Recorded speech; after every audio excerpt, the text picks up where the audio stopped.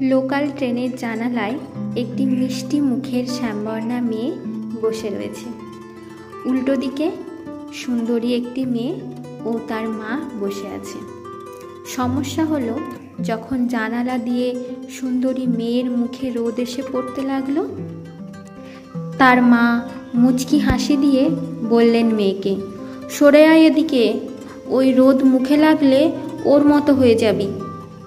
অনেকক্ষণ ধরেই মা মেয়ে মিলে মেয়েটির শ্যামবর্ণকে ব্যঙ্গ করে উঁচু দরের হাসি দিচ্ছিলেন। অবশেষে মেয়েটি মুখ খুলতে বাধ্য হলো।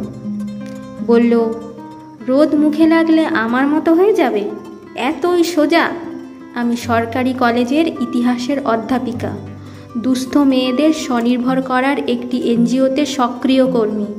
অসুস্থ কুকুর দেখলে চিকিৎসার ব্যবস্থা করি, আর ফর্সা রং নিয়ে বিকৃত অহংকারী কাউকে দেখলে থাবড়া দিয়ে সোজা করে দিই। তাই বলছি, আমার মতো হওয়া অত সোজা না কাকিমা।